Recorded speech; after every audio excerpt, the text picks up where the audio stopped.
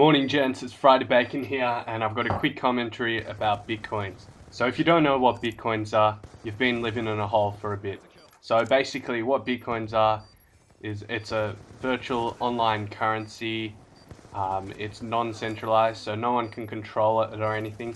It is ironic that a major website doesn't control but administers a lot of trade and is known as a hub.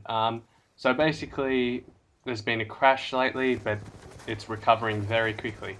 Traditionally, the Bitcoin was relatively stable at $8 or $9, so like a year or something. Back then, I actually told my mum I want to invest in Bitcoins, and I was thinking about that, but I ended up not investing, unfortunately. And just recently, the price went up to I think $260. So from $8 to $260, that's a massive jump. So there's a lot of investors out there that made money. There's people that lost money when the crash happened. But basically the people that were from the start, $8 or even lower when it really started out, must have been laughing if they sold at the peak of the bubble. So Bitcoins were nearly worthless when they came out. I remember a guy bought 2 pizzas for 10,000 Bitcoins. And Bitcoins are worth a lot now. So over time, more and more people are accepting them. There's more uses to them.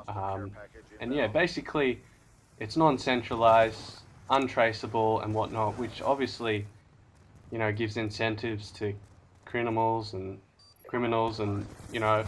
other illegal activities. But at the same time, investors want it. Just places where they don't want to be taxed, or just a place where you can send money straight away instantly and not be taxed or have the risk of losing your money or something.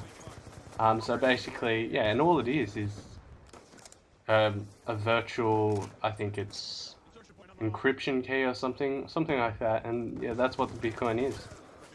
And so what I want to talk about this Bitcoin is a lot of people have lost faith in the Bitcoin ever since this crash.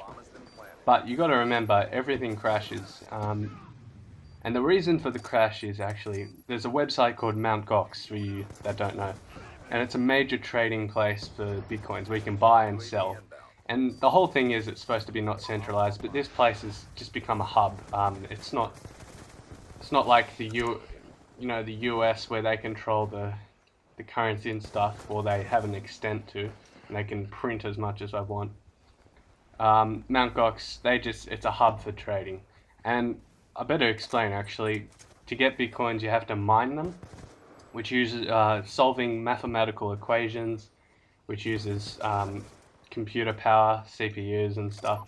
So that's how you get them.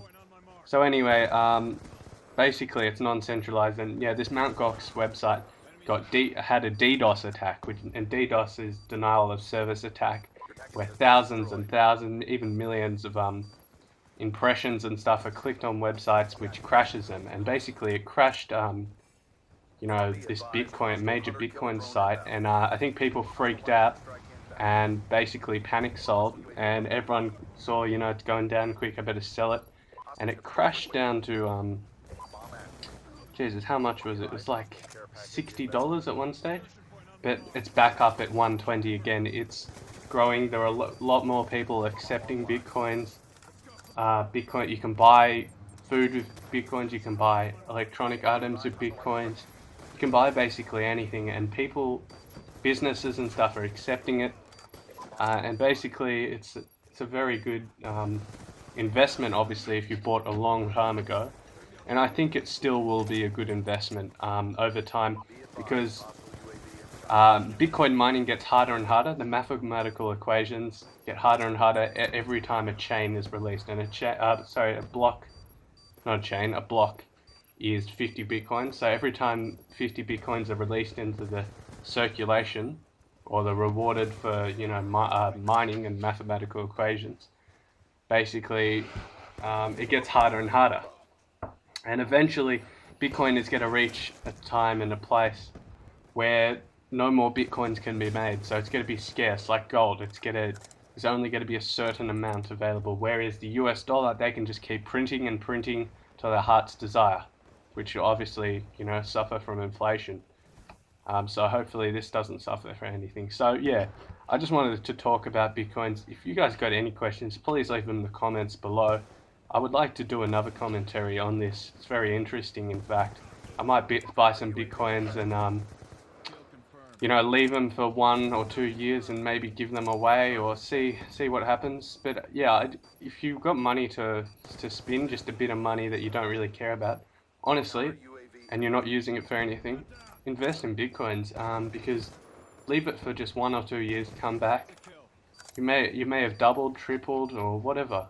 Because remember, there's only a limited amount, and a lot more people are trying to invest, and a lot more people are finding out about Bitcoin. So, you know, just a bit of word of advice. But yeah, if you could please like this video, subscribe, really be appreciated.